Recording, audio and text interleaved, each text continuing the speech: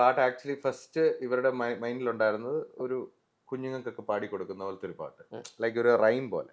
ആമത്തുരത്തിൽ മുയലുണ്ട്, മുയലിന് ഇങ്ങനുണ്ട്, ഇങ്ങനെയുണ്ട്, ഇങ്ങനെ ഒരു പറച്ചിലോട് കൂടിയുള്ള മ്യൂസിക് ഇല്ലേ.